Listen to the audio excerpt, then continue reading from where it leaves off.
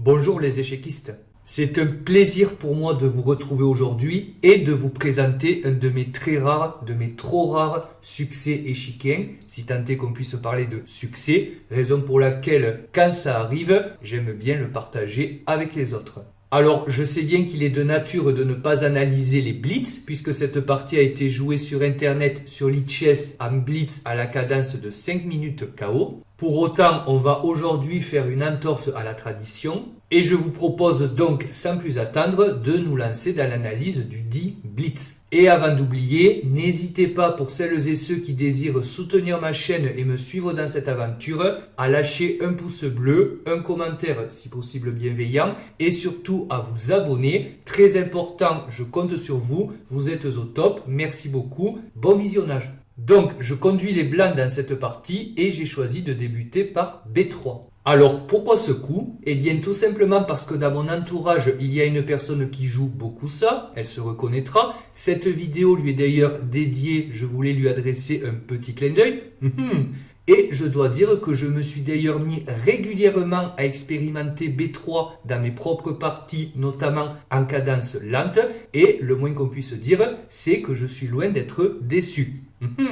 Alors, qu'est-ce qu'il a de magique ce petit coup B3? B3, il faut le savoir, ça s'appelle l'ouverture Nimzo Larsen, du nom d'Aaron Nimzowitsch, le joueur danois hyper moderne, et de Bent Larsen, le joueur danois hyper moderne, moderne. Donc l'idée du coup B3, c'est de placer le fou de case noire des blancs sur la grande diagonale noire de l'échiquier. On appelle ça placer le fou en fianchetto, d'où il viendra rayonner sur les cases centrales D4 et E5. Donc un très bon placement pour le fou depuis l'aile dame. Et pour appuyer ce jeu sur case noire du fou, on fera suivre également par des coups comme E3, F4 pour lutter également pour le contrôle des cases noires centrales. On fera suivre aussi par du cavalier F3. Et donc beaucoup de flèches, mais vous le voyez, l'idée des blancs sera d'avoir un jeu agréable sur case noire. Pour lutter contre cette ouverture Nimzo Larsen, il y a pléthore de systèmes qui ont été essayés et mis en place. Donc il ne s'agit pas d'un cours sur cette ouverture, loin de là. Je vais simplement vous présenter quelques setups que vous pouvez rencontrer dans vos parties si vous désirez jouer B3 ou si, à contrario, vous avez à lutter contre. Donc vous avez ça.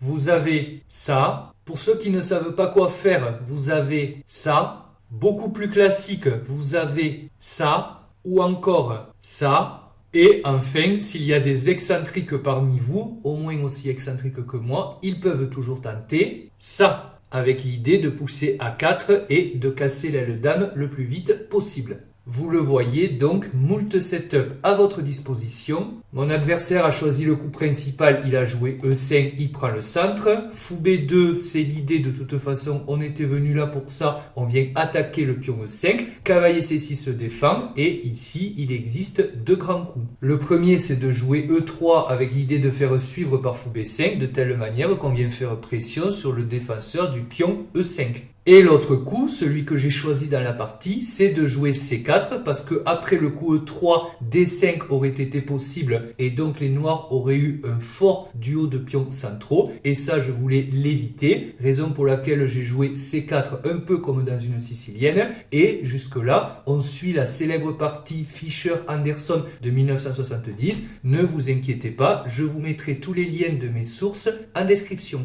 Mon adversaire a continué par cavalier F6, E3, D5 et donc vous comprenez maintenant l'utilité du coup C4, C prend D5, cavalier prend D5. Comme je vous disais, il faut imaginer une sicilienne inversée. Alors la sicilienne, pour celles et ceux qui ne le sauraient pas encore, c'est ça. L'idée d'avoir joué C5, c'est d'empêcher D4. Là c'est pareil, on a empêché D5 ou du moins on a empêché les noirs d'installer un pion sur cette case.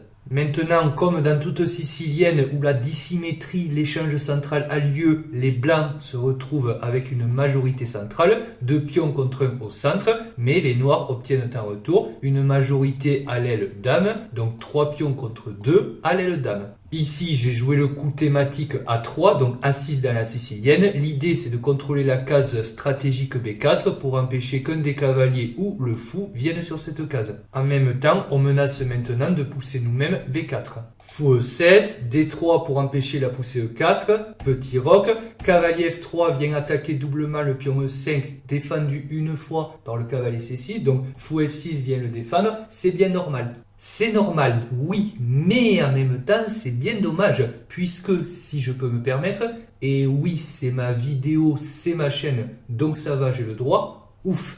Généralement, dans ce genre de structure, de position, les noirs aiment bien réaliser la poussée F5 de telle manière d'appuyer la poussée E4 et de cette manière attaquer au centre et à l'aile au roi. Cependant que les blancs, dans ce genre de système, comme je le disais, vont plutôt chercher à appuyer la poussée B4 et de cette manière réaliser une annexion d'espace à l'aile dame. Mais j'insiste là-dessus, F5 avant fou F6 aurait été plus approprié. Maintenant, j'ai fait suivre par dame C2, donc je protège une fois de plus la case 4, mais surtout, je protège mon fou de case noire, puisqu'il faut toujours vérifier ici les E4 qui viennent à la fois attaquer le fou par découverte, mais également le cavalier F3. Donc là, je me suis dit, je fais d'une pierre deux coups, tout va bien. Fou E6, il continue de se développer, ma foi, c'est bien normal. Cavalier BD2, tour E8, fou E2, je m'apprête à roquer, dame D7, petit roc, voilà, ça c'est fait. Tour à D8 et ce coup, si en soi il n'est pas mauvais, j'aurais préféré qu'il le garde pour le coup d'après et qu'il commence d'abord par jouer A5 avec l'idée d'empêcher le plan susmentionné, à savoir l'annexion d'espace des blancs en jouant B4 puisque maintenant il m'a pas empêché de jouer B4 donc je vais le faire moi-même. Vous voyez que je vais venir peut-être chatouiller ce cavalier en C6, peut-être installer une batterie sur la colonne C, attaquer le pion C7, chasser d'abord ce cavalier et ma foi ça devrait assez bien se passer. Donc il a joué A6 pour m'empêcher B5 mais ce faisant je peux maintenant jouer cavalier E4, c'est ce qui s'est passé dans la partie. J'attaque son fou de case noire, je menace de bondir sur l'avant-poste en C5, attaquer le fou et la dame, une belle fourchette en l'occurrence et si jamais il venait jouer B6 pour chasser mon cavalier, alors le pion A6 serait en prise. Donc vous voyez que les choses positionnellement commencent à plutôt bien se dérouler pour moi. Et ici, il a commis une erreur indigne, je vous l'accorde, des 2399, mais que voulez-vous, on n'est pas toujours en forme. Il a joué fou F5 et évidemment, j'en ai profité pour jouer cavalier C5, après quoi il a abandonné puisqu'évidemment la dame est attaquée et dès que la dame s'en va, par exemple en C8, il suit E4, la fourchette, et cavalier F4 pour se venger sur le fou ne fonctionne pas puisque la dame le protège, donc je pourrais récupérer ce fou, j'aurais gagné une pièce et là encore vous pourrez m'objecter qu'il aurait dû continuer parce qu'avec une pièce de moins en blitz en 5 minutes KO et surtout quand vous avez 100 points Elo de plus que l'adversaire en face, tout est encore possible, je suis d'accord avec vous, mais que voulez-vous, il était très certainement à mes formes, je vous assure que je n'ai pas triché, je n'ai pas truqué la partie, mon adversaire a simplement décidé de jeter l'éponge et ma foi, il y a des jours avec, des jours sans. Aujourd'hui, heureusement pour moi, pour lui, c'était sans. Écoutez, j'espère que cette vidéo qui est maintenant terminée vous aura plu et vous aura donné envie, en tout cas pourquoi pas, de jouer B3. En tout cas, je vous conseille de l'essayer au moins en blitz sur internet. Après tout, qu'est-ce que ça vous coûte? Comme je l'ai déjà dit en début de vidéo, si ça vous a plu, je vous invite à laisser un like pour référencer la chaîne, très important. Speedrun compte sur vous. Laissez également un petit commentaire d'encouragement, ce n'est jamais perdu, en tout cas pas pour moi. N'hésitez pas enfin à vous abonner et moi je vous dis à très bientôt pour de nouvelles aventures échiquiennes. Ciao tout le monde!